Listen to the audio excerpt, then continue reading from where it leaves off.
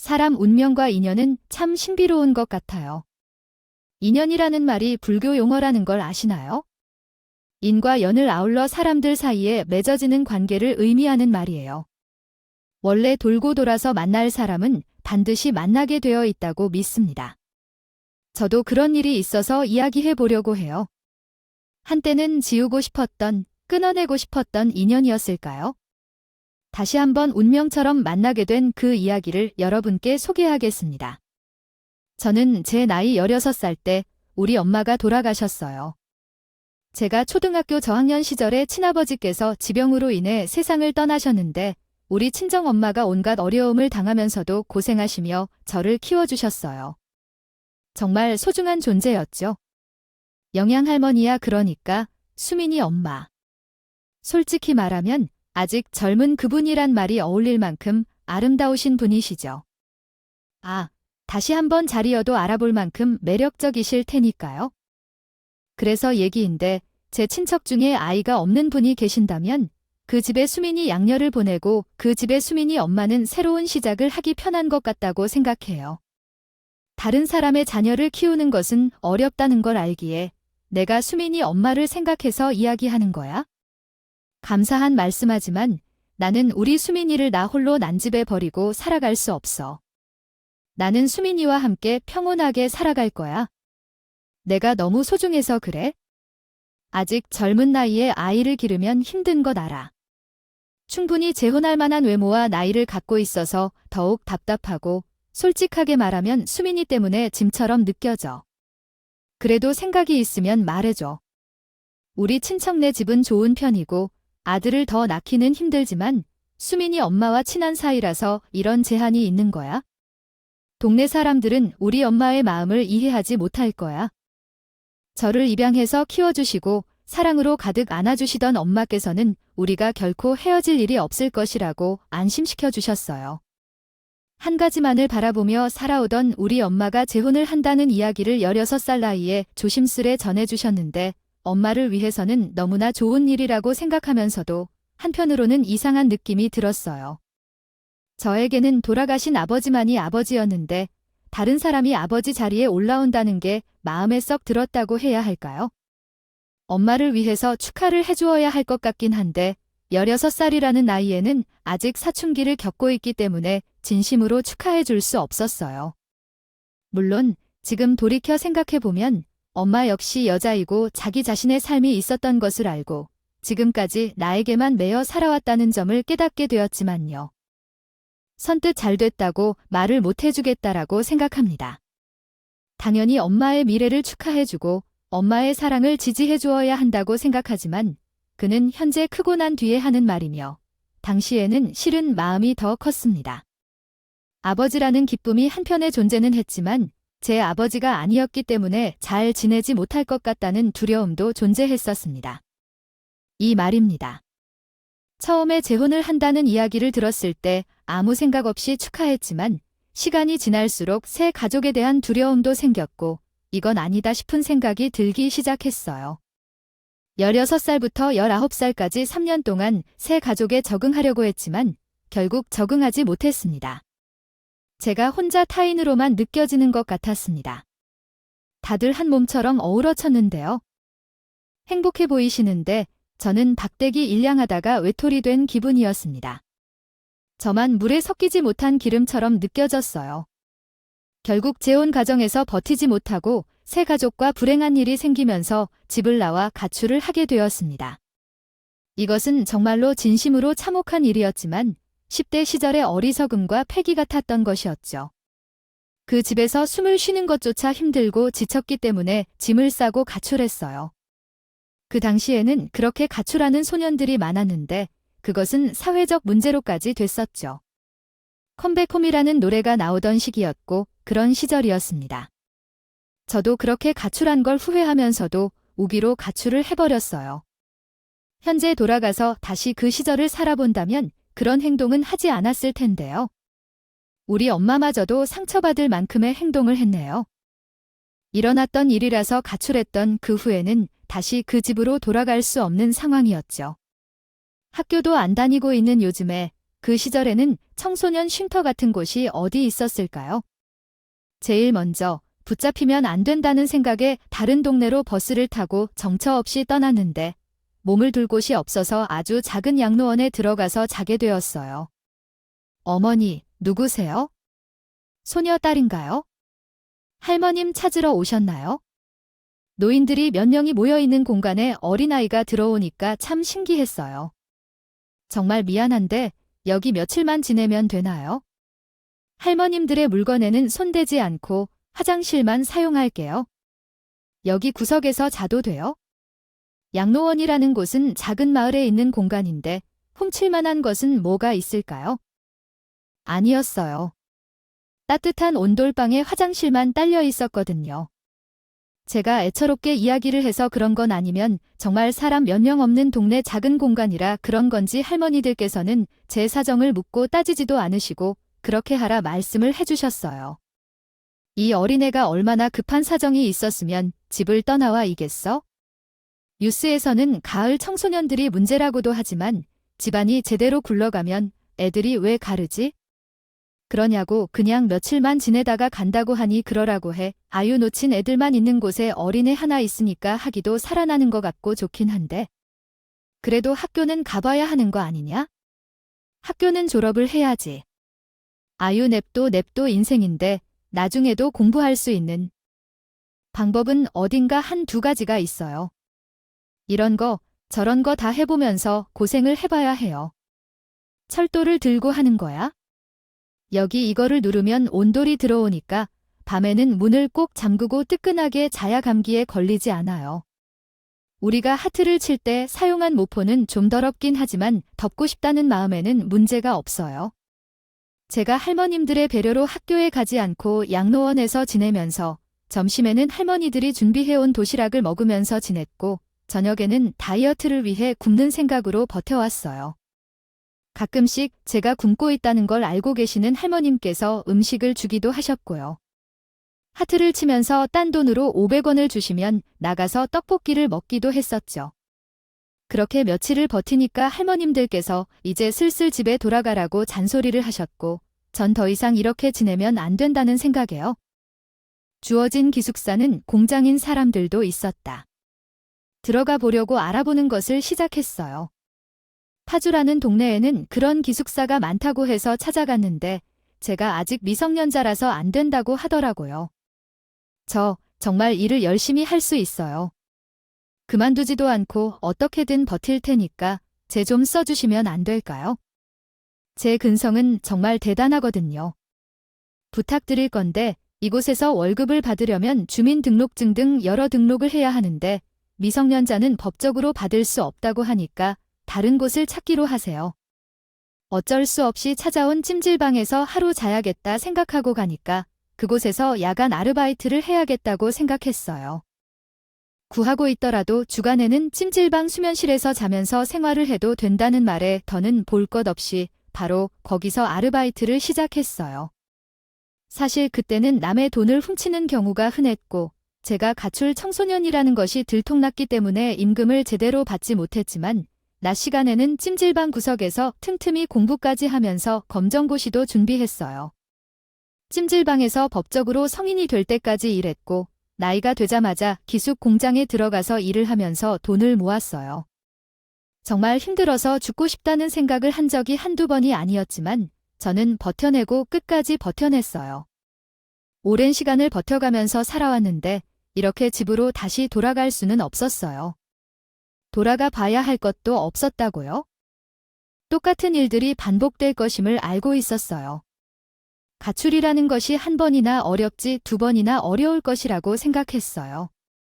게다가 이제는 성인까지 된 상황에서 제 인생은 제가 스스로 살아야 한다는 생각을 했죠. 그런 어려움 속에서도 빛이 있을 것이라고 믿었어요. 수많은 사람들이 입사하고 퇴사하는 것을 목도했고 그렇게 기숙 공장에서 10년이라는 시간을 근무하면서 돈을 모았습니다. 숙식 문제가 해결돼서 정말 꽤 많은 돈을 쓸 수 있었어요. 그리고 기숙 공장에서 친해진 친구에게 소개받아 남편을 만나 연애를 하며 나이 30에 결혼했어요. 남편은 저에겐 유일한 가족이나 다름없었고 시댁 가족들은 제 부모님 같이 대해주셔서 최선을 다해 대접하고 노력했습니다. 그러나 제 노력은 당연했고 그들이 저에게 베푸는 것은 인심이 있어요. 결혼을 약속하고 준비를 하게 되었으니까 신혼집을 얻어야 하지 않겠어요? 그 부분부터 저희는 좀 미뤄두기 시작했어요. 제가 10년 동안 모아온 돈이 꽤 있지 않았겠어요. 남편이랑 서로의 재산을 오픈하고 돈을 같이 합쳐서 결혼식 준비도 하고 신혼집도 구하려고 했는데 우리 남편이 모은 돈이 전혀 없다는 말을 하더라고요. 나는 결혼을 조금 더 늦게 하게 될 거라고 생각했어요. 운명처럼 당신을 만나게 될 줄 꿈에도 생각 못했으니까. 그래서 그동안 번 돈은 족족 노느라 쓰고 싶은 거 사는데 썼지. 내가 당신을 이렇게 일찍 만날 줄 알았더라면 돈을 모아뒀지. 가진 게 정말 한 푼도 없어나 어떡하지? 아니? 결혼 약속하고 금전에 대한 고민을 하기 전까지는 무소리도 없다가 갑자기 돈이 부족하다고 하면 어떻게 해야 할까요? 적어도 당신이 직장 생활을 좀 했으니까 뭐 하든 돈이 있었을 거라 생각했는데 이건 내가 생각하지 못한 변수인데 어떻게 해야 할까요? 난 대학도 졸업하고 중간에 군대도 다녀왔으니까 살이 되자마자 직장 생활을 시작한 당신이랑 금액부터 차이가 날 수밖에 없지. 지금 내 친구들에게 물어봐도 이 나이에 돈을 모은 사람들 얼마 없을걸. 근데 이가 없으면 잇몸으로라는 말도 있죠. 없어도 어떻게든 시작할 수 있지 않을까요? 10년 동안 모아온 돈이 1억 조금 넘는데 이 돈으로 우리 결혼식을 준비하고 살림을 장만하려면 전셋집을 구할 돈이 턱없이 모자랄 것 같아요. 아, 대출이라도 받아야 할까요? 근데 그 대출 갚는 것도 엄청 힘들다고 하더라고요. 사실 나에게 빚 같은 것들이 무서워서 신용카드도 없는 사람이라는 말일 뿐이야. 저희가 그 고민을 하고 있다는 것을 알게 된 가족집에서는 나에게 제안을 하나 해주셨어요. 너희가 모아온 돈이 얼마 되지 않는다는 얘기를 들었다. 우리도 형편이 되어서 도와줄 수 있는 것도 아니고 내가 또 친정이 없지 않아. 사람이 살다 보면 무슨 일이 어떻게 생길지 모르는 것 아니겠어. 그러니까 일단은 합가를 해서 우리 집에 들어와서 살아봤으면 해. 내가 아무래도 기숙사 공장에서 오랫동안 일을 해왔으니 결혼을 하게 되면 공장을 나와야 했거든요. 그러니까 퇴사를 해야 한다는 말이었어요. 기숙공장 위치 자체가 외진 곳이었고 통근 버스가 다니는 것도 아니었거든요. 대부분 거기 입사한 사람들이 직접 차를 메고 다니거나 버스를 이용해야 했어요. 사람들은 대부분의 경우 저와 같이 집도 없이 돈과 집이 필요한 사람들이 모인 곳이었어요. 관리직으로 출퇴근하는 사람들도 있었지만 제가 파는 일에 관심을 갖지 않아 결국 결혼 후 퇴직하게 되었습니다. 즉시 다시 취직할 수는 없고 아들이 돈을 벌어 대출금을 갚으며 살아가야 했죠. 아이를 낳고 키우는 동안 돈을 어떻게 모을 수 있을까요? 손자를 만나고 싶은 마음에 결국 학과를 함께 해야 한다고 생각했어요. 사실 가족이 아닌 다른 사람들과 함께 살아왔기 때문에 부모님을 존경하고 모시고 싶다는 마음이 컸습니다. 맞으면서도 괜히 걱정이 돼요. 하지만 가족끼리 서로 모여서 유쾌한 이야기를 하면서 살고 싶다는 생각도 했어요. 아, 그러면 좋겠네요. 결국 진짜 가족끼리 벌어질 갈등조차도 함께 살다 보면 충분히 감사하면서 살 수 있겠죠. 아유, 대신에 내가 모은 그 돈이라는 것은 내가 맡겨둬도 괜찮겠군요. 나중에 너희가 분쟁할 때 그것을 조용히 돌려줄게요. 아마도 돈을 소모하면서 차츰 사라질 거예요. 그렇게 보내고 싶은 마음이 인간의 마음 아니겠어요? 내가 받아두다가 잘 돌려줄 테니 그때까지는 전혀 예상하지 못한 일이에요. 1억을 가져간 다음에 잘 보관하다 분쟁할 때 돌려줄 것이라고 약속하니 엄연히 믿었어요. 말이에요. 전 그렇게 생각했어요.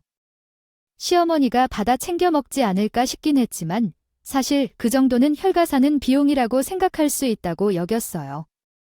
저는 그냥 시댁이라는 곳이 제 가족이 되어줄 사람이라고 말했지 저를 종처럼 부려먹으려고 수를 쓴 것으로는 생각하지 못했어요. 아, 저도 가출을 해서 가족과 동거하며 살아왔기 때문에 가족이라는 그 이름만의 안정과 그리움을 느꼈고 혼자 힘들게 살아왔기 때문에 북적북적하게 함께 살고 싶다는 생각을 했었어요. 제가 사람을 너무 신뢰하고 바보처럼 세상의 실정을 몰랐던 거죠. 당신이 조금은 불편해할지도 몰라도 함께 살면 재미는 있을 거라고 생각해요. 하루 종일 심심한 틈도 없을 거고 가족이라는 게 그런 거죠. 어릴 때부터 혼자 살아와서 현실을 잘 모르는 저입니다. 모르겠지만 서로 허울을 덮어주기도 하고 잘못된 것은 잘못되었다고 조언도 해주면서 그렇게 재미나게 한번 살아보자. 나도 언제나 가족의 품이 그리울 때가 있었어. 나도 내 부모님에게 하지 못한 효도를 시어머니와 시아버지께 다 해가며 살아보도록 하겠어. 그러니까 가하게 되면 초반에는 많이 부딪히게 될지도 모르겠지만 당신이 가운데서 내 편으로서 잘 들어주었으면 좋겠어. 걱정하지 마세요. 내가 우리 부모님이 잔소리하는 것 다 막아줄 거예요. 당신이 노력해 주신다면 당연히 그 정도는 해야 해요. 남편은 호언장담을 하고 그 말을 믿었어요. 시댁은 방이 3개 있는 아파트였는데 안방은 시부모님이 쓰시고 남편과 제가 2번째 방을 쓰고 작은 방은 도련님이 쓰면서 5 식구가 함께 살게 되었어요. 그때부터 아주 교묘하게 제가 시집에 들었어요. 서리가 시작되었어요. 아이고, 나도 이제 나이가 들어서 그런 건지 몰라도 이 허리가 너무 아파서 있기조차 고통스러운 것 같거나 집안일을 해야 할 줄이 가득한데 갑자기 허리가 이렇게 아프다니 청룡이나 가라도 가봐야 할까 싶네요. 아유, 빨래를 하려면 허리를 숙여야 하는데 어머님이 많이 아프시면 좀 쉬세요. 빨래는 제가 할 테니 걱정 마세요. 전기장판을 3개 틀고 허리를 지지고 계세요. 그런 것이 아니면 제가 함께 다니면서 돌보도록 하죠. 아니다. 너도 집안에서 일을 하려면 시간이 부족할 텐데 말대로 전기장판을 틀어놓고 허리를 지지고 있어야겠네요. 그러니 빨래를 좀 부탁할게요. 저는 노예처럼 힘들게 지내온 것 같아요. 매일 허리가 아프다는 시어머니를 모시고 정형외과에 다니기도 했거든요. 집안에도 하나 둘씩 제가 맡아서 하기 시작했어요. 처음에는 빨래부터 시작해서 청소를 하고 일례를 하는 일, 밥을 차리는 일까지 모든 일을 저에게 맡기는데 이게 한 번에 맡긴 게 아니라 시간이 지나면서 점차적으로 제 몫으로 자연스럽게 변해버렸기 때문에 제가 여유 시간 하나 가지지 못하고 집안일을 전부하고 있다고 느꼈을 때는 이미 시간이 많이 지난 뒤였죠.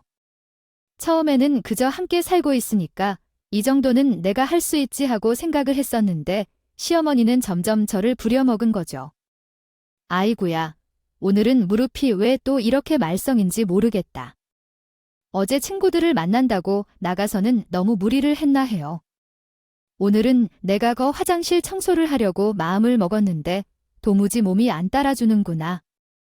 아, 화장실 청소요. 제가 하겠습니다. 제가 이해하기에 대화 내용을 다시 번역하면 다음과 같습니다. 하지만 어머니께서 오늘 이불도 빨아야 된다고 말씀하지 않으셨어요. 제 무릎이 아파서 문제가 되는데 어떡하라는 건가요? 이미 다 준비해놓고 빨리 하겠다고 생각했는데 그냥 놔두기는 어렵고요. 아이고, 내가 좀 대신해 줄 수 있겠니? 이불은 제때 세탁해야 오래 쓸 수 있는데. 시어머니가 아픈데 말이 더럽게 나와서 마음에 걸리고요.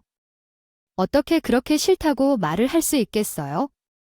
아픈 시어머니를 위해서 제가 할 수 있는 것은 그 정도라고 생각했어요. 큼지막한 일을 맡기다 보니까 점점 소홀히 하게 되더라고요. 물 좀 가져다 줘, 허리 좀 주물러 봐줘, 가서 간식 좀 챙겨와라 이런 모든 심부름을 그냥 하다 보니까 어느 순간 나도 들려지기 시작한 것이죠. 아이고, 남들에게 무침의 대상이 되겠어요. 소금을 너무 많이 뿌렸네요. 음식이 왜 이렇게 짜요? 시금치 사온 거 하나도 못 먹게 생겼네요. 너 이런 식으로 반항하고 있는 거야? 반찬 만드는 게 뭐가 어렵다는 거야? 간알을 못 맞춰서 이렇게 짜게 만들어서 죄송해요. 간을 적당히 한다고 했는데 어머님 입맛에는 짠 것 같아요. 앞으로는 간을 좀 덜 할게요. 누구 소름에 절하는 것도 아니고 요즘 생활비를 아껴 쓰고 있는 거야? 가계부수라고 말한 게 언제인데 아직까지도 그 숫자 적은 거 하나를 못하고 있어요. 이래 가지고 검정고시 출시는 안 된다니까. 대학을 못 나온 것까지는 내가 이해한다고 쳐도 그래도 말이에요. 고등학교는 하는 거 아니에요? 검정고시가 고등학교 졸업장이나 마찬가지인 거 아니에요? 저도 대학 다니고 싶었어요. 돈 벌어서 당장 생활하기에 바빠요. 했었으니까 어쩔 수 없었던 거예요. 이것이 어디서 말해, 그래 하고 있는 건가요? 언제쯤 사정이 궁금한데 무슨 말을 하면 아주 정확히 따지는 거예요. 단지 마음에 들지 않는 것만 선택해서 말하고 있어요. 그렇게 하니까 너한테 부모한테 폐를 끼치는 거야, 아이. 그리고 내가 손주를 보고 싶다고 노래를 부르긴 했는데 아직까지 소식이 전혀 없어. 너 어디에 있니? 어디 모험에 얽힌 문제가 있는 건 아니냐? 그런 소리를 하고 우리 아들이랑 결혼한 건가요? 아니야. 저한테 저렇게 화 폭발하는 건 무슨 말이에요. 부모님의 도련님까지 같이 살고 있는 집이었고 방문은 제대로 잠기는 것도 아니었는데 어떻게 거기서 아이를 낳으려고 노력할 수 있겠어요? 상황이 허락해주지 않았는데 남편이랑 외박을 자유롭게 할 수 있다면 몰라도 그런 처지도 아니었던 거려. 집안일을 핑계로 밖에 나가지도 못하게 하는데 어찌 둘만의 시간을 가질 수가 있겠냐고요. 거기다가 남편은 결혼을 하고 나서도 하루 종일 술을 마시러 나가버리고 집에 들어오지 않았기 때문에 아이를 더 어렵게 가지고 있었어요. 남편이 매일같이 밖에서 시간을 보내고 있다는 걸 알면서도 제 탓을 했어요. 내가 매력이 없으니까 우리 아들이 매일같이 밖을 돌아다니는 거 아니겠니? 우리 아들이 커가는 이유가 뻔히 보이잖아. 너만 모른 척 해야 되겠어. 시어머니는 제 자존감을 매번 깎아내리느라 바쁘셨어요. 저는 점점 무기력한 인간으로 변해가며 시어머니의 말에만 복종하는 사람으로 바뀌어 버렸어요. 젊었을 때는 패기가 넘쳤으니 이런 부조리함과 가스라이팅에 대해 대적을 하려 했을지 몰라도 저는 기숙 공장에서 외로운 일을 하면서 매일 같이 반복되는 일상에 적응해버렸고 어릴 때 가출까지 감행했던 그 시절의 모습은 사라지고 순종적이고 무기력한 사람이 되어버렸어요. 거기다가 시댁 식구들이 저에게 유일한 가족이라는 생각을 하게 되어 대들고 반기를 드는 것이 쉽지 않은 일이 되었어요. 시집살이를 누가 당하고 싶어서 당하겠지? 해소할 수 없는 무거운 짐이 있으니 감히 상상조차 못하는 것이었죠. 게다가 당장 제가 평생 모아온 돈은 시어머니가 들고 있지 남편이랑 이혼을 하겠다고 말을 꺼낼 수도 없어요. 3년이라는 시집살이를 당하면서 저는 점점 말소조차 사라진 사람이 되었어요. 그런데 여기서 더 황당한 일이 생겼는데 우리 남편이 뜬금없이 저에게 일방적인 통보를 했습니다. 아이나 회사로부터 해고당했어요. 상사가 하도 거지 같은 일로 골탕을 먹여잡고 잔소리를 해대니 내가 오후에 할 일을 끝내놓았다고 해도 그것이 음주를 할 정당한 이유는 되는 게 아닙니다. 네, 무슨 일이 생길지 모르는데 그렇게 몇 번이나 잔소리를 들으면서 대책 없이 일을 그만두면 어떡해요? 당장 우리 생활비는 어떻게 하라는 거죠? 어차피 이 사태로 인해 분가를 하게 될 일도 없고 시댁에서 함께 살면서 적응할 만큼 다 해냈잖아요. 이대로 사는 것도 그렇게 나쁘지는 않을 텐데요. 나는 우리 부모님과 함께 살며 행복한 시간을 보내고 있는데 당신도 그저 좋다고 생각하지 않아요? 인간은 대책 없이 행동하는 건 자제해야 합니다. 거기에 일을 그만두었으니 더 이상 출근할 일도 없을 거예요. 나도 술 약속이 있다며 나가서 술을 마시는데 정말 답이 없더라고요. 우리 아들이 그렇게 술에 빠져 사는 사람은 아니었는데 얼마나 집안에서 정을 붙이기 어려웠을까? 날이 늦어서 술을 좀 먹고 들어오겠어? 이게 다 집안에 여자를 잘못 들여서이 사는 사달이 난 거야? 너랑 결혼하기 전에 우리 아들이 그런 사람이 아니었다이야. 내가 답답해서 어떻게 좋아. 모든 일의 원인은 나였어요. 시댁에서는 마치 감정 쓰레기통이 필요한 것 마냥 원망할 대상이 필요한 것 마냥 모든 일에 저를 갖다 붙였어요. 저는 견딜 수 없어서 이혼을 결심하게 됐는데 정말 하늘도 무심하시지. 그렇게 애타게 기다릴 때는 생기지 않던 일이 갑자기 일어난다니. 생겨버리고 만들어진 일입니다. 당장 임신을 한 몸으로 어디를 갈 것입니까? 일을 할 수도 없고 그렇다고 예전처럼 찜질방이나 양로원에 들어가서 잠을 잘 지는 것도 아니고 결국 저는 이혼을 포기하게 되었습니다. 그렇게 아이를 낳고 2년이라는 시간을 더 보내면서 우리 남편이 알코올 중독자가 되어 매일같이 술을 마시러 나가느라 생활비 한 푼도 내놓지 않았어요.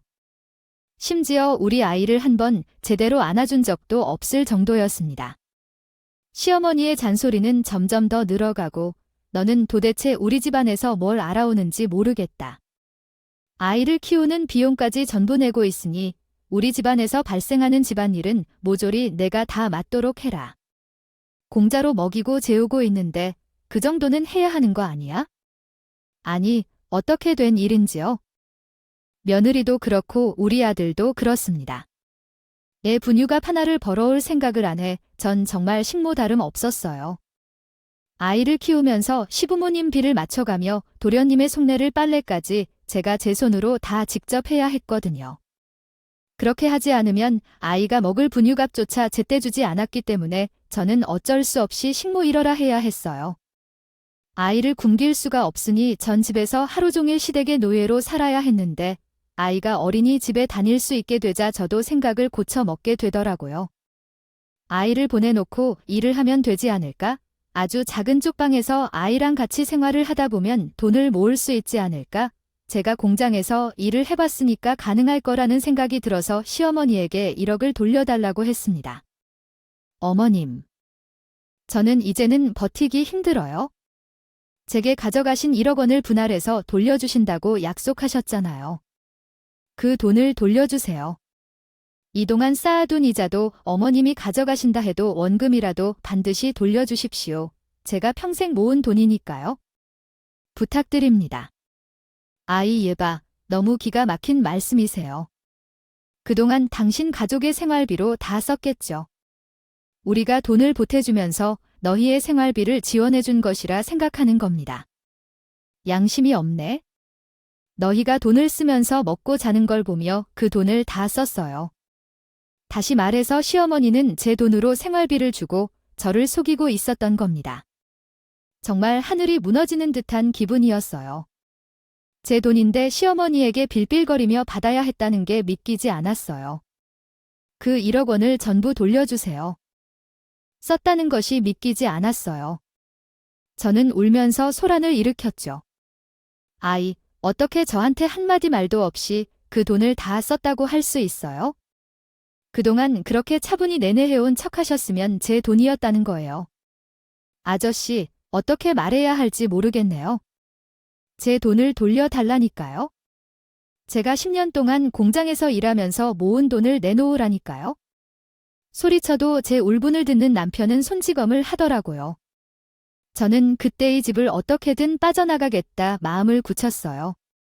그렇게 도망칠 기회만 엿보고 있었는데 두련히 결혼할 여자가 생겼다면서 집에 데리고 온다고 저에게 명령하더라고요. 음식장만 제대로 하라면서 신신당부하더라고요. 제 여자친구가 갈비찜을 좋아하니까 야들야들하게 소갈비찜을 준비해줬으면 좋겠는데요. 형수는 집밥을 좋아한다고 말하더라고요. 또한 우리 형수가 음식 하나를 만들면 기가 막히게 맛있다고 해서 제대로 솜씨를 보여보라는 말씀까지 했습니다. 하지만 도련님까지 저를 욕하는 것을 보고 제가 집에서는 식모 그 이상도 그 이하도 아니라고 생각이 들어서 참을 어려웠어요. 어쨌든 주말 저녁에 예비 동서가 집에 방문했는데 시어머니는 저를 부엌으로 밀어넣고 이 밖으로는 결코 나오지 말라고 말씀하셨습니다.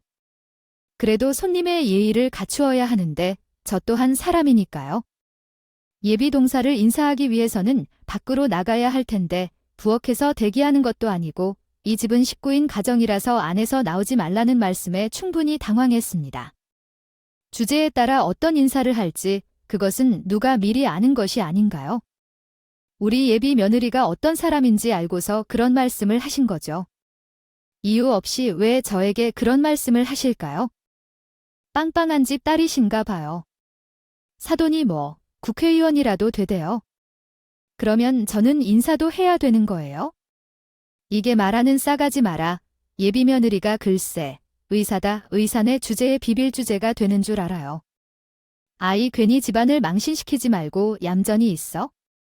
예비 동서가 방문을 하고 저도 궁금하긴 하니까 빼꼼 나가서 얼굴을 봤는데 화려하게 생긴 게 꽤 예쁘더라고요. 저랑은 나이 차이가 꽤 있어 보였는데 확실히 젊어서 그런지 뭐래도 예쁜 것 같더라고요. 저는 꼬질꼬질하게 앞치마를 메고 요리를 하고 있는데요. 근데 예비 동서가 저를 많이 보는 게 아니에요. 괜히 좀 어색하다 싶어서 저는 꾸벅 인사를 했어요. 그랬더니 시어머니한테 저분은 누구세요? 하고 물어보더라고요. 우리 의사 며느리인가요? 하나도 신경 쓸 거 없는 사람이에요. 우리 집에서 일하는 식모란 사람이에요.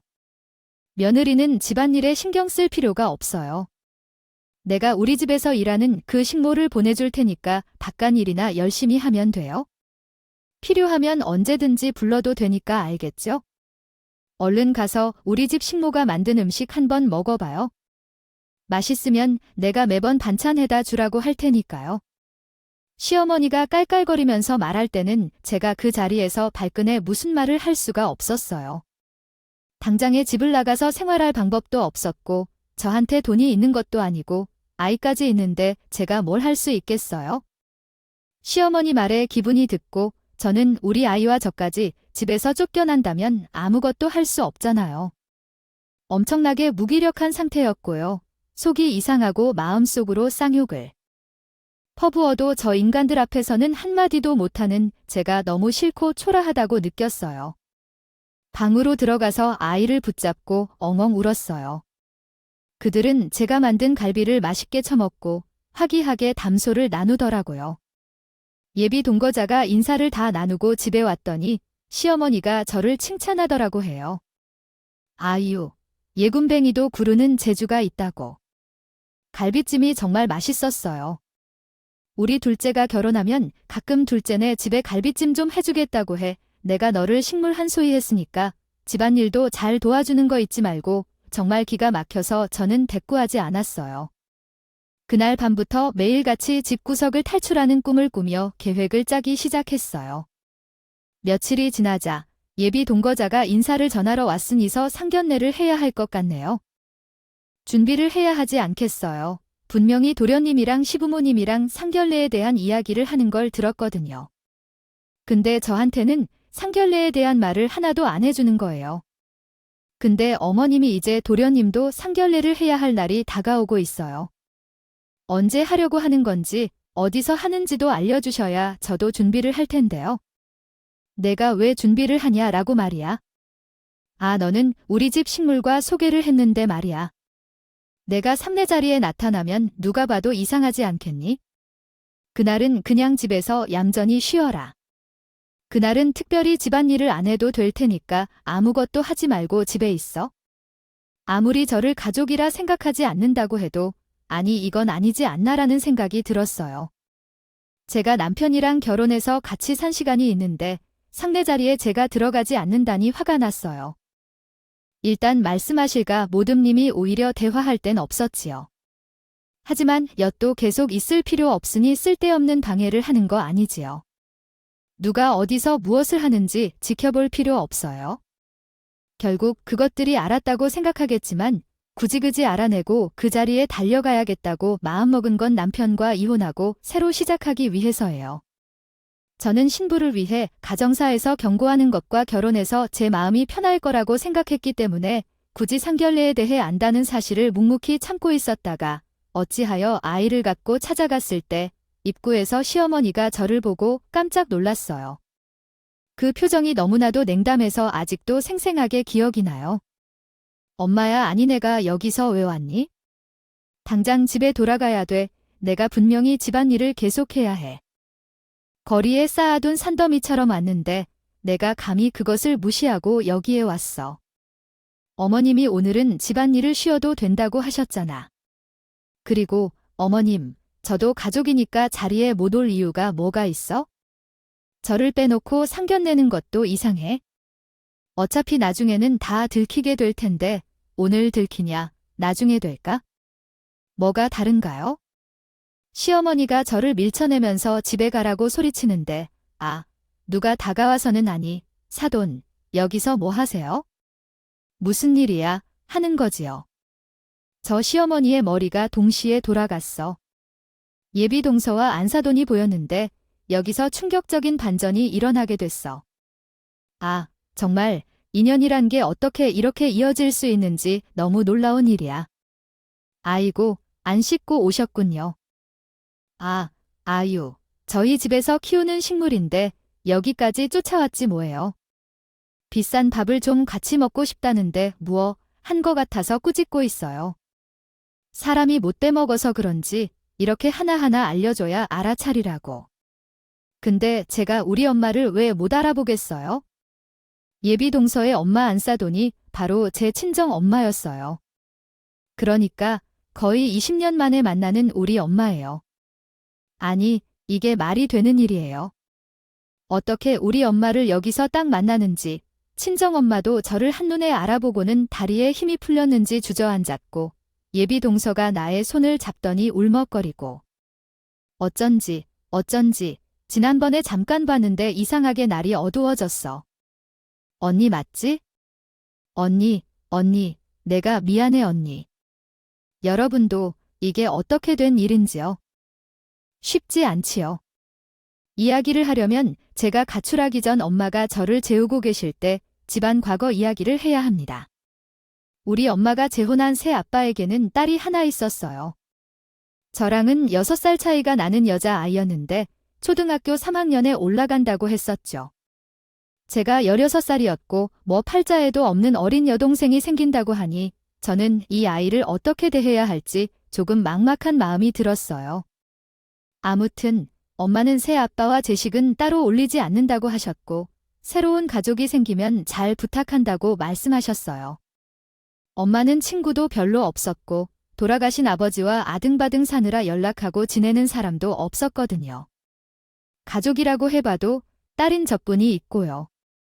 식당에서 같이 밥을 먹고 혼인 친구를 하는 것으로 결혼을 하는 듯 합니다. 마무리 짓는다고 했는데 처음 새 가족을 만나는 자리라서 나도 나름 준비를 해서 가게 되었어요. 어린 여동생에게 줄 편지도 써가고 선물도 용돈을 모아서 준비해서 갔었는데 생각보다 자리가 너무나도 어색하고 당장이라도 엉덩이를 떼고 일어나고 싶었어요. 게다가 새아빠의 딸이 저한테 너무나도 가리기도 했고 제가 준비해서 간 선물을 보더니 관심도 주지 않더라고요. 누가 요즘 이런 인형을 가지고 놀아? 아기들이나 가지고 놀지? 나한테는 쓸모없는 물건이네. 언니가 다시 가져가. 나 안 가질래. 그때는 어린아이니까 그럴 수 있다는 생각조차 못했어요. 사실 나도 어른이 아니었고 그때는 중학생이었다. 들어야지 않는구나 할 뿐이었죠. 엄마가 재혼을 했다는 걸 하고 새 아빠와 새 여동생과 함께 살게 되었는데 새 아버지는 사업가였어요. 엄마는 혼자서 힘들게 살다가 사업을 하는 새 아빠가 생기면서 갑자기 살림살이가 확 좋아지게 되었죠. 이상하게 큰 집에서 살기가 어려웠어요. 더 큰 문제는 새 아빠의 딸이었어요. 저에게 생긴 의붓동생은 저를 엄청나게 질투하고 싫어했거든요. 제가 중2였으니 시험도 보고 할 것 아니겠어요. 게다가 그 시절에 저는 성적이 예민한 편이었어요. 공부를 할 때는 무조건 조용해야 했고 집중할 수 있는 공간이 필요했죠. 엄마랑 둘이 살 때는 엄마가 일을 하고 늦게 들어오셨으면 재우는 것이 가능했는데 여동생 때문에 그게 안 되더라고요. 얘가 일부러 그런 건지 뭔지 시험 기간만 되면 쟤를 방해하더라고요. 놀아달라고 떼를 쓰거나 제 방에 불쑥불쑥 찾아와서 어지럽히고 가고 제 물건을 뒤지기도 했어요. 그래서 새아빠가 여동생에게 시험 기간에는 방해를 하면 안 된다고 했고요. 저는 여동생의 행동으로 인해 너무나도 스트레스를 받았고 정말 독서실에 다니고 싶었죠. 하지만 밤늦게는 위험하다는 이유로 새아빠가 제가 다니지 못하게 했어요. 그러자 여동생은 더욱 날뛰기 시작했죠. 제가 말을 해봐도 통제가 되지 않고 우리 엄마는 새 가족들의 눈치를 보느라 여동생을 혼내지 못했기 때문에 새아빠에게 말을 했는데 새아빠가 여동생을 크게 혼내주셨어요. 그 결과로 여동생은 저를 더욱 싫어하게 되었고 은근히 저를 질투하고 못살게 굴었다고 합니다. 거기다가 우리 엄마가 동생한테 엄청 잘해줬거든요. 누가 진짜 딸인지 헷갈릴 정도로요. 저는 커서 혼자 알아서 하라고 하고 여동생만 챙겨줬어요. 학교에 등교할 때나 끝날 때 마중을 나와 함께 올라가는 센스도 있었고요. 엄마가 독차지하던 동생이라 조금이라도 엄마가 관심을 주면 견딜 수 없다고 했어요. 엄마의 사랑을 독차지하고 싶어서 난리를 부릴 때 엄마가 나를 챙기면 울고 싸우고 정말 지랄발광을 했어요. 수민아, 우리 윤진이는 아직 어리니까 이해해주고 넘어가야 할 것 같아. 윤진이가 세족보가 생겨서 아직 적응하기 어려운 상황이 있고 더군다나 아직 부모님의 사랑을 바라는 나이라서 자신에게 더 관심을 쏟아주는 것일 거야. 엄마와 새아빠는 나를 설득하려고 했지만 나도 미성년자인데 맨날 참아야 하는 이유를 왜 이해해야 하는지 못했고요. 저도 저에게 적대감을 가지고 저를 싫어하는 동생에게 잘해주고 싶다는 생각을 하지 않았고 우리는 으르렁거리면서 지내게 되었어요. 처음에는 잘 지내보려고 안 했겠어요. 저도 노력이라는 걸 해봤죠. 일부러 간식도 사다주고 말도 걸고 같이 놀아주기도 하고 근데 저랑 곧 잘 노는 것 같으면서도 엄마랑 새아빠만 오면 저를 그렇게 싫어하고 밀어내고 그래 했어요. 10살짜리 애가 얼마나 영악하고 구라를 잘 치는지 매번 제가 된통당하고 말았죠. 엄마 수민이 언니가 나를 밀쳤어요. 언니랑 못 살겠어? 언니가 자꾸 엄마랑 아빠 안 보일 때마다 나를 괴롭혀. 아, 수민아 정말 그랬어. 내가 이윤진이 밀고 때리고 그랬단 말이야. 아무리 윤진이가 때를 쓰고 귀찮게 한다 해도 그렇겠죠? 손으로 지지는 하면 안 돼. 법적으로도 그렇다니까. 나는 윤진이를 때리고 밀쳤다니까. 왜 난 주먹도 아닌 윤진이를 귀찮게 했는지. 그냥 귀찮게 했으니 나가서 놀고 방해하지 말라고 말했다니까. 그래, 우리는 수민이를 믿어야지. 윤진이가 관심받고 싶어서 그러는 건 알지만 너무 밀어내지 말고 같이 놀아주고 좀 그래 주길 바래. 윤진이는 수민이랑 놀고 싶어서 그러는 것일 거니까. 우리는 이제 가족이 되었으니 서로 양보하면서 살자. 물론 엄마랑 새아빠는 저를 믿어주셨는데 그런 신경 쓰다 보니 여동생이 더 자극받았던 것 같아요. 아이 기집애가 더 촘촘하게 구축되고 있다고요? 어디서 다치었는지 모르겠지만 무릎에 멍이 들었는데 그건 제가 밀어서 넘어진 것이라고 아주 울고 떼쓰고 난리를 쳤었어요. 곤란한 경험도 있었고 더 황당한 일은 놀이터에서 어디선가 담배꽁초를 주어서 제 방 휴지통에 넣어준 후 제가 방에서 담배를 피운다면서 냄새가 나간다고 말한 거예요. 나는 맹세코 담배를 피운 적도 없었어요. 하지만 그날 제 방 휴지통에서 담배꽁초가 나왔다면서 그때 엄마한테 회초리를 맞았어요. 제가 맞는 걸 보면서 과자를 먹고 있던 여동생을 정말 없애버리고 싶을 정도로 미워하게 되었죠. 그렇게 2년이라는 시간 동안 함께 살면서 매번 언니니 참아, 너가 언니니 이해해라는 말만 들으면서 살았고 동생은 점점 더 건장해져 있어요. 언니, 이번에 나 숙제가 많아서. 그런데 언니가 좀 도와주라. 언니가 푼다면 1분도 안 걸려 이런 식으로 얘기하면서 수학 문제집이랑 국어 문제집만 해주면 된다고 했어요. 학교에서 받은 숙제인데 어려워. 학교 선생님이 왜 숙제를 내주시겠지? 공부하라고 내주는 거 아니겠어. 너 자신으로 해야지. 언제까지 나한테 부탁하고 왜냐고 할 건데 나도 바빠. 엄마한테 그럼 이른다 했더니 언니한테 공부를 가르쳐 달라고 했는데 언니가 무시했다고 하면 또 언니만 혼날 거야. 아, 언니야. 문제지를 푼 다음에 나랑 고구마 튀김 먹고 싶은데 냉장고에 있어. 그거 좀 돼서 가져다 줘. 나는 가스레인지 만지면 안 돼. 엄마가 제 부탁을 들어주지 않으면 언니가 자꾸 무시한다고 해. 잘 지내려고 해도 언니가 놀아주지 않는다고 우울해하고 있어요. 전 점점 마음을 닫게 되고 제 편인 줄 알았던 엄마와 새아빠까지 저에게 잔소리를 하게 되었어요. 동생이 하도 때렸으니 해달라는 대로 해주라고 하는 말입니다. 저도 항변을 하고 싶어요. 싸우기도 했지만 결국 돌아오는 말은 내가 참아왔고 저는 18살에 그렇게 가출을 결심하게 되었어요. 물론 이것만으로 가출을 결심한 건 아니었고 결정적인 계기가 따로 있었죠. 제가 호적상 양녀로 들어간 게 아니었고 그저 재혼 과정으로만 인정받아서 저는 친아버지의 성을 따르고 있었는데 여동생이 그러다가 말았어요. 왜 언니는 성이 달라? 아, 언니는 우리 가족이 아니구나. 넌 남이야. 그러니까 맨날 언니만 혼나고 하는 거지? 엄마가 나 혼내는 걸 봤어. 못 봤지? 나는 딸이라서 그래. 이런 유치한 말을 그냥 넘길 수도 있었지만 쌓여있던 감정이 있었으니 너무 열려받아서 여동생의 머리통을 한 대 때리고 말았어요. 근데 그걸 우리 엄마가 직접으로 목격했어요. 수민아, 너 지금 뭐 하는 거야? 그동안 윤진이가 말한 것들이 다 사실이었나 봐. 내가 아니라고 해서 믿어주었는데 정말 윤진이 때리고 밀치고 했던 거였어? 뭐야, 무슨 소릴 하는 거야? 처음으로 때려본 거구나. 그리고 엄마도 다 들었잖아.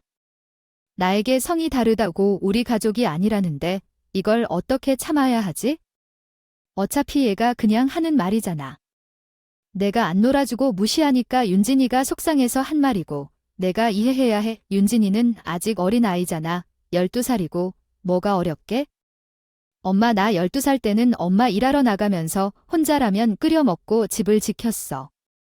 근데 얘는 어린애고 나는 무성인이야. 아, 나도 그렇게 따져보면 아직 어리지. 너 진짜말로 엄마를 속상하게 자꾸 왜 그러냐? 윤진이에게 사과하고 얼른. 어떻게 동생의 머리를 그렇게 칠 수 있는지 나는 정말 내가 알던 수민이가 맞는지 헷갈린다. 엄마까지 나를 믿어주지 않는다는 사실에 저는 받아서 그날 바로 짐을 싸서 가출을 해버렸어요. 그리고 무양로원 짐질방, 기숙 공장을 거쳐서 지금까지 오게 되었고요. 당연히 시어머니는 아무것도 모르십니다. 이게 무슨 상황인지 궁금해하고 계셨어요. 제가 예비 동생을 보고 한눈에 윤진이라는 걸 알아보지 못했던 게 아이 얼굴이 쌍꺼풀도 하고 코도 높아졌기 때문에 낯선데도 약간은 익은 느낌이라도 들었던 건데요. 그리고 또 아이 때 모습만 기억하고 계셨기 때문에요. 예전 언니, 정말 그동안 어떻게 살았을까요? 제가 정말 잘못한 것 같아요. 만나면 어떻게 해야 할지 모르겠어요. 언니, 만날 때 무릎이라도 꿇고 빌어야지 하고 있었어요. 언니야, 내 탓으로 인해 너무 힘들었지? 그 후로 집을 나간 뒤로도 한 번도 연락하지 않았고 언니도 진짜로 냉담한 거 알아. 언니 미안해. 내가 정말 못된 짓을 했어. 언니 정말 미안해. 아니, 새 아버지는 어디 갔어? 엄마와 어떻게 지내고 있어? 아유, 옷 다 망가질 거야. 무릎이 아프겠어. 일어나서 말하자. 응, 우리 아빠가 가출을 하고 3년도 채 지나지 않아 사고를 당해서 세상을 떠났어. 아빠가 진행하던 사업도 결국은 다른 사람에게 넘어가고 말이야. 보험금 좀 받고 있던 집도 전부 팔아야 했어. 결국에는 그 집을 팔고 엄마와 나는 작은 빌라를 전세로 살면서 살게 됐어. 엄마는 그때부터 내 교육을 위해 최선을 다해주셨고 그래서 우리 엄마는 첫째 남편도 둘째 남편도 다 사별을 하게 되었어. 그것은 그런 상황이었습니다. 거기에 친딸은 어디서 무엇을 하고 살고 있는지도 모르고 둘째 딸은 다른 사람과 똑같다고 할 수 있는데 자기 손에 맡겨지게 되었습니다. 그런데도 엄마는 억척같이 살았다고 하더라고요. 여동생 키우면서 누구보다 뒷바라지를 열심히 하면서 매일 밤 울면서 제 이름을 잠에서 불렀대요. 그 모습을 보며 우리 여동생이 너무너무 잘못한 것 같다는 생각과 죄를 저었거나 하고 생각했다고 해요. 내가 어린 시절 이후로 얼마나 난처한 행동을 했는지 깨달았어요. 아, 내가 언니가 되어 얼마나 철없는 짓을 했던지 깨닫게 되었어요. 그래서 언니에게 자책감이 가득해져 언니에게 사과하고 싶었어요. 언니, 내가 언니에게 큰 상처를 줬어. 정말 미안해요. 언니, 잘못했어. 엄마도 오열하고 여동생도 울고 있던데 저도 끙끙 입 벌리며 울었어요. 부모님과 늦게 도착한 시아버지는 어떠한 상황인지 궁금증이 팽팽 터져서 정신없이 바쁘셨죠. 제가 거기서 눈물을 닦아내며 말했어요. 이렇게라도 다시 만나게 되어서 정말 기쁜데 내가 할 말이 있어요. 윤진아, 너는 절대로 너희 집에 시집 보지 마. 너희 집 사람들이 나에게 식모하고 한 것을 들었지? 나는 사실 이 집의 첫째 며느리야. 아이구야, 예, 나는 언제 너를 식물하고 그랬니? 식물 같은 애라고 했지? 내가 집안일 다 도맡아 하니까. 셋째 며느리에게 살림이 어지러우면 가서 도와주겠다. 뭐 이런 의미로 말했으니 오해하지 말아주세요. 둘째 며느리야, 식모하고 한 것이 아니라 우리 집에서 이 일은 돈을 받고 하는 애니까. 너희 살림도 도와주겠다는 의미로 한 말이라고 합니다. 집을 나가서 어떻게 살고 있는지, 잘 살고 있는지 궁금했어요. 이런 취급을 받으면서 여기서 살고 있었던 거니 이렇게 되면 엄마를 찾아오지 그랬어. 내가 우리 언니에게 식모를 하고 있는 걸 똑똑히 들었는데 그걸 변명이라고 하고 있어요. 언니가 나 때문에 얼마나 고생을 했는데 이런 취급을 받으면서 살아. 언니 다 내 잘못이야. 미안해. 나 언니를 봐서라도 이런 집안이랑 결코 결혼하지 않아. 내가 그동안 시집살이를 얼마나 당했는지 알아? 당장이라도 이혼하고 싶었어. 그런데 오갈 곳이 없어서 참고 또 참았던 거야. 내 발로 집을 떠나왔는데 어떻게 다시 엄마 품으로 돌아갈 수가 있었겠어? 게다가 엄마도 이사를 가고 연락을 끊었어. 하루 이틀이면 돌아올 줄 알았지? 머리를 식히러 나간 건 줄 알았지? 그 시간이 십수년이 지나게 될 줄 누가 알았겠어요. 그러니까 이제라도 엄마 품으로 돌아와. 엄마를 찾았는데 당장 이혼하고. 엄마 품으로 돌아와. 너를 식모 취급하는 그런 집안에 붙어 살 필요 없다고. 이런 곳에서 내 딸을 하루라도 더 못 있게 해. 우리 시어머니는 거의 혼절 직전이었어요. 그럴 만한 이유 없이 제 돈 1억을 훔쳐다가 살아갔는데 이제 돈도 다 떨어졌다는데 의사면 입만지라는 말로 시장을 판다는 게 아니라고 신나 있었던 말이에요. 하지만 제 여동생이 파혼 선언을 해서 시모는 뒤로 낮아지고 빠져버린 거거든요. 그날 상견례고 뭐고 결혼을 시키지 않겠다고 엄마와 여동생은 제 손을 잡고 끌고 나왔어요. 제게 바로 이혼 소송을 하라고 여동생이 돈을 다 지원하겠다고 변호사를 알아봐주고 제 아이까지도 잘 챙겨주겠다고 해요. 주더라고요. 그동안 연니한테 못해준 일들을 조카에게 다 해줄게요. 언니 얼굴 보고 싶지도 않고 힘들겠지만 언니도 용기 내서 돌아와줘서 고마워요. 저도 동생의 말을 듣고 용기를 내서 이혼 소송을 걸었어요. 알코올 중독자인 남편은 아무런 힘도 못 써보고 자료까지 주고 이혼을 당하게 되었고 친권과 양육권도 죄목스러워졌어요. 이혼 확정 판결을 받았을 때는 정말 눈물이 났어요. 2주 정도가 지난 후에 갑자기 여동생이 저한테 미안하다고 다시 한번 사과하면서 통장을 내밀었어요. 아이 거기에 1억이 들어있는 거예요? 아우, 예이, 1억이라는 돈은 뭐야? 너의 돈이 어디서 나왔어?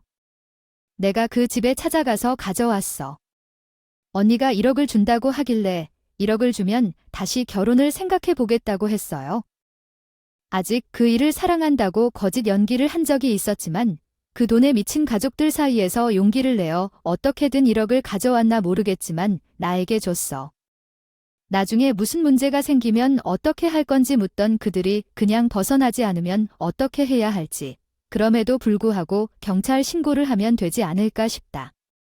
우리 언니가 모은 돈 중에서 1억 원을 돌려받은 것이라 생각하면서 그곳을 떠나고 나니 이건 정말 황당했다. 그들은 나에게 연락하지도 않을 것 같았다. 그때 동생 덕분에 잃어버린 1억 원까지 끝내 찾았는데 정말 고마웠다. 이제 이혼 소송에서 받은 위자료로 뭘 해야 할지 고민 중이다. 여동생의 권유로 간호조무사 시험 준비를 시작했습니다. 학원에 다니면서 열심히 공부했고 아이는 친정엄마가 돌봐주셨습니다.